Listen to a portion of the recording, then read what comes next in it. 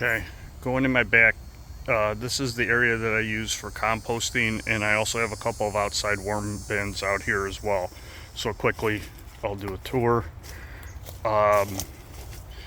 In here, I've got, these are 18-gallon bins. These are almost finished and ready to be harvested. Again, every week I'll do a check on it just to make sure everything is progressing.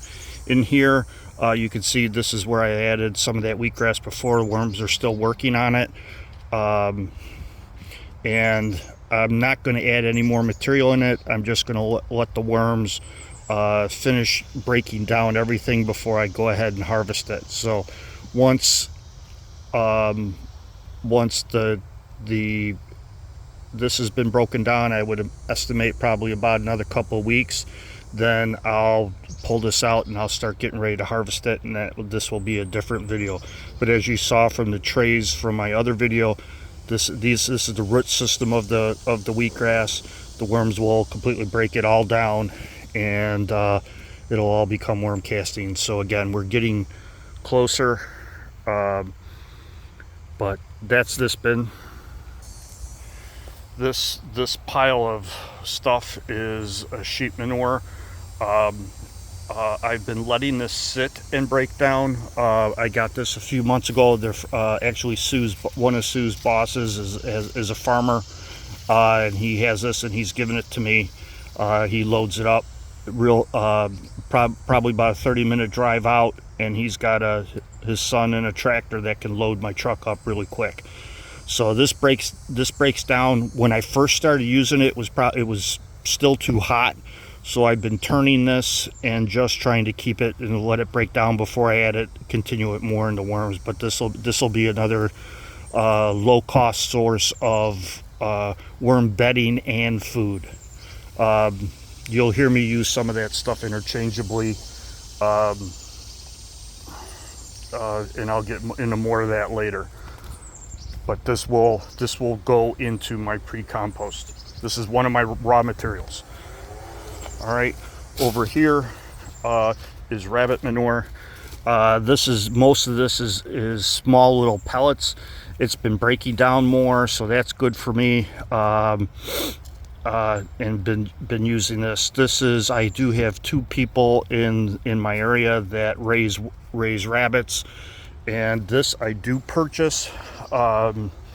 It's a really nice, all by itself, a really nice natural fertilizer, because rabbits are herbivores, so it's really nice, clean, really good source that doesn't hurt any plants. So it does have a little bit of demand, so it is something that I do have to pay for.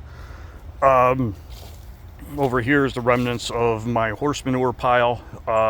As I told you in the last time we talked, this had broke down a lot more than I had expected it to, which is great. But what was once, let's say 400 gallons, now looks like it's probably going to be about 50 to 100. So it's just, the material just breaks down.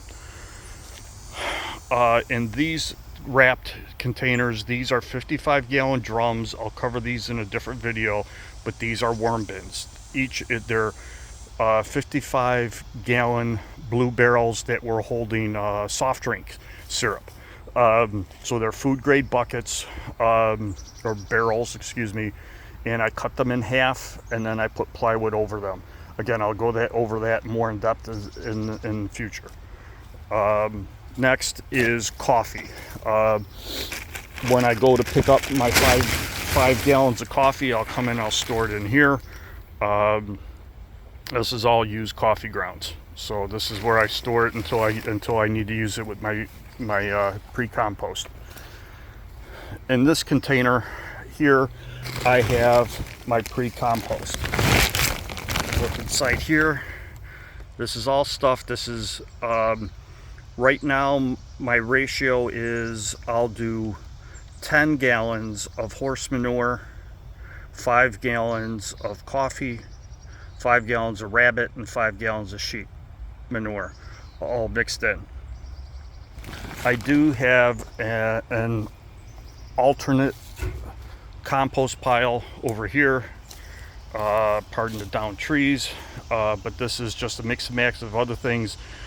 I just have this here. This is a lot of this is little beer grains, but this is breaking down for me now, and then I may add 5 gallons or so to when I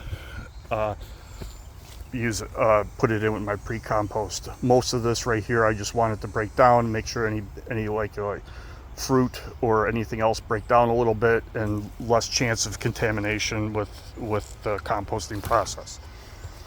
Back in here, I look at it. I do keep a thermometer, so this is heating up, or it's still very hot. If I bring it in there, it is hot to the touch.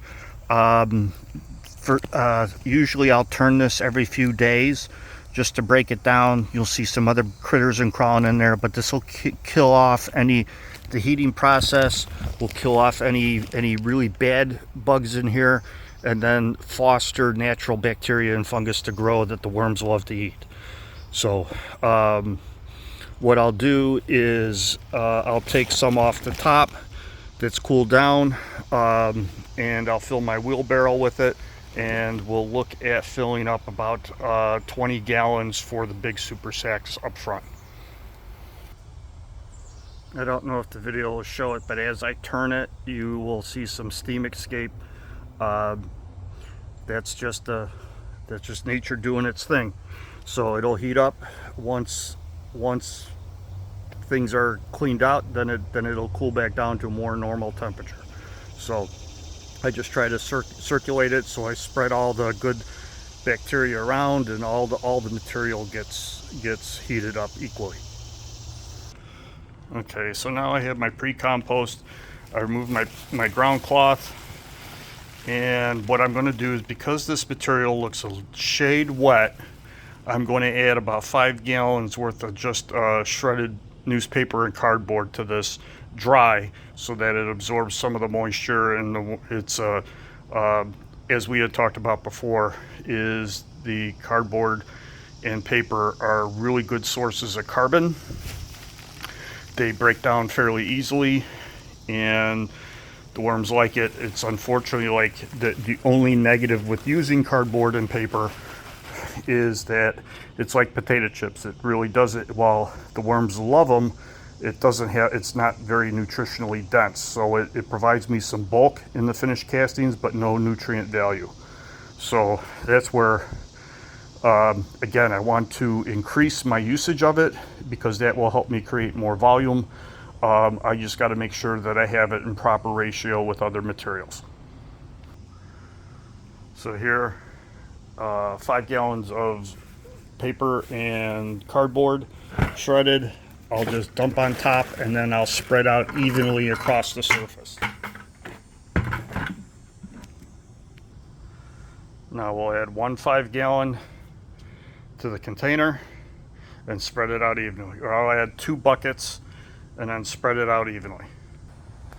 Lastly, once I get the pre-compost spread in there, because it's this week's rotation, I'm going to add the wheatgrass to it, and all I do is just dump it upside down, put it in there, and then I'll cover it up with the plastic, and we'll call it a day. And that's what's involved with just feeding these bins.